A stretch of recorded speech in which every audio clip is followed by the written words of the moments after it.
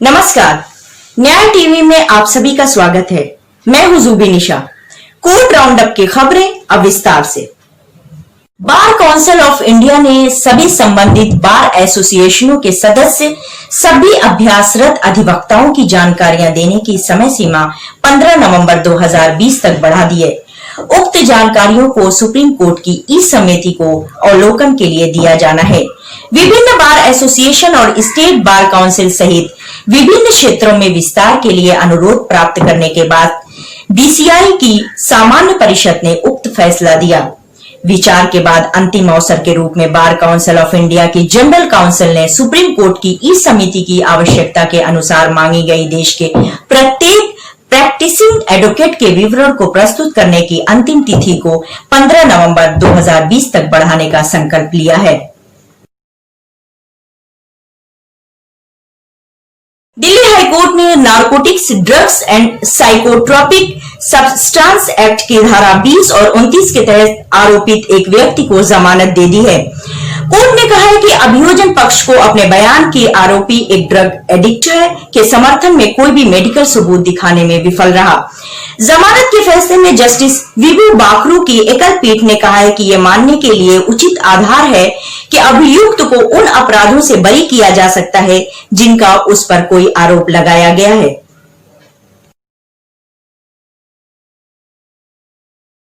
Bombay high court ने मंगलवार को कहा है कि ऐसे समय में जब लोग भूख से मर रहे हैं, अपनी नौकरी खो रहे हैं, कोर्ट उन याचिकाओं पर सुनवाई नहीं कर सकती जिसमें केवल वकीलों को आवश्यक सेवाओं की सूची में शामिल करने की मांग की गई है ताकि वह लोकल ट्रेनों में यात्रा कर सकें।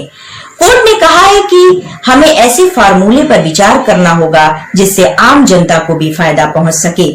मुख्य न्यायाधीश दीपांकर दत्ता और न्यायमूर्ति जी.एस. कुलकर्णी की खंडपीठ दो अलग अलग जनहित याचिकाओं पर एक साथ सुनवाई कर रही थी, जिसमें एक बार फिर काउंसिल ऑफ महाराष्ट्र और गोवा की तरफ से दायर की गई थी। इस याचिका में मांग की गई थी कि अधिवक्ताओं को आवश्यक सेवाओं की सूची में शामिल किया जाए।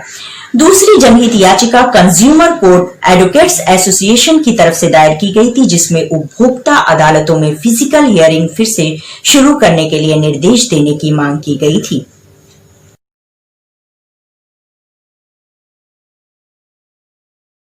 इलाहाबाद उच्च न्यायालय ने सोमवार को वेब सीरीज पाताल लोक और XXX सीजन 2 की सेंसरशिप के लिए दायर दो जनहित याचिकाओं को खारिज कर दिया।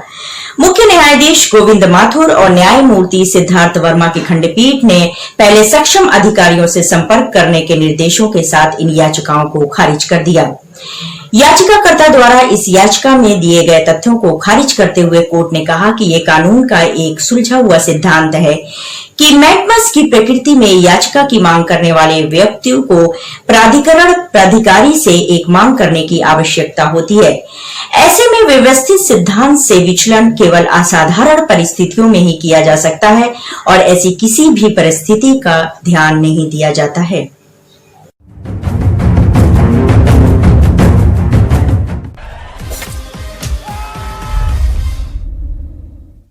मुंबई में रहने वाली साउथ की एक्ट्रेस पायल घोष द्वारा लगाए रेप के आरोप में फंसे निर्माता अनुराग कश्यप से मुंबई पुलिस 1 अक्टूबर को सुबह 11 बजे पूछताछ करेगी।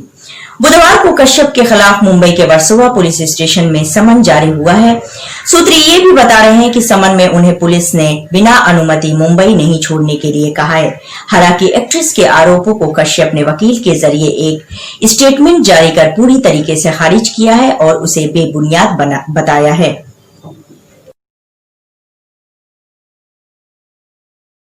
दिल्ली हाईकोर्ट ने एक्ट्रेस रकुल प्रीत की उस याचिका पर इंफॉर्मेशन एंड ब्रॉडकास्ट मिनिस्ट्री से 15 अक्टूबर तक जवाब मांगा है, जिसमें रकुल प्रीत के उस बयान पर कयास लगाए जा रहे थे कि वे सिगरेट नहीं पीती और कभी नशा नहीं किया। रकुल प्रीत ने कहा है कि मीडिया इस बयान पर अटकलें लगा रहा है, जिससे उनका शोषण हो रहा है। कोर्ट ने 15 अक्टूबर तक रिपोर्ट मांगा है। कोर्ट ने के जज जस्टिस नवीन चावला की बेंच ने मंत्रालय, प्रेस काउंसिल ऑफ इंडिया और न्यूज ब्रॉडकास्टर एसोसिएशन से 15 अक्टूबर तक इस रिपोर्ट को दाखिल करने को कहा है। रकुल प्रीत की तरफ से पैरवी कर रहे वकील अमन हिंगोरानी ने कहा है कि इस मामले में किसी भी आधिकारिक संस्था ने कोई त्वरित प्रक्रिया नहीं दी। उन्होंने कहा कि कोर्ट के पास वो शक्तियां हैं कि इस मामले की जांच के स्तर पर रहने के दौरान ये पब्लिकेशन को रोका जा सके।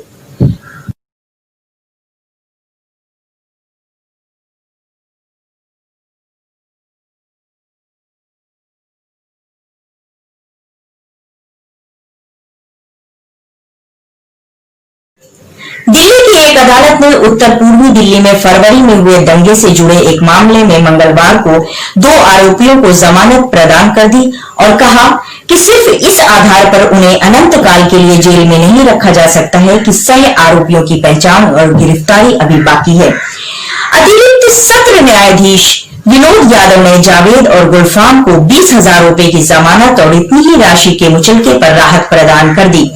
फरवरी में सांप्रदायिक हिंसा के दौरान चार बाग पुलिया इलाके में दंगाइयों द्वारा भाई साहब नामक एक व्यक्ति पर घातक हमले से जुड़े मामले में गुलफाम और जावेद को क्रमशः मई और जुलाई में गिरफ्तार कर लिया था।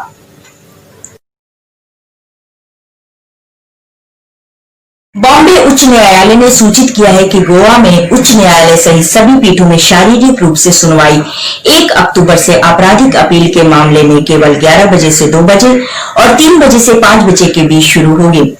29 सितंबर को दिए गए नोटिस के अनुसार प्रधान न्यायाधीश 1 अक्टूबर से 30 अक्टूबर के बीच शारीरिक मामलों की सुनवाई करेंगे। 2 अलग अलग डिवीजन बेंच पहले जस्टिस पी.वी. वर्ले और जस्टिस वी.जी. बिष्ट की बेंच और दूसरे में जस्टिस एस.एस. जाधव और जस्टिस एम.जे. जामदार की बेंच एक ही तारीखों पर बैठेगी।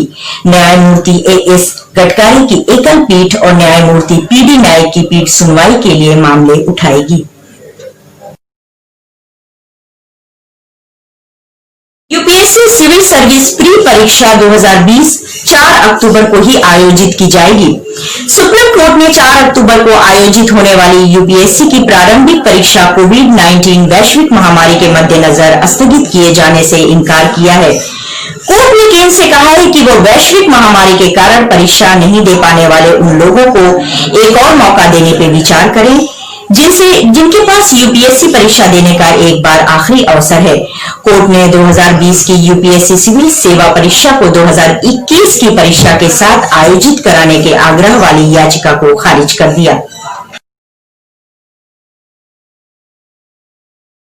आज बस इतना ही।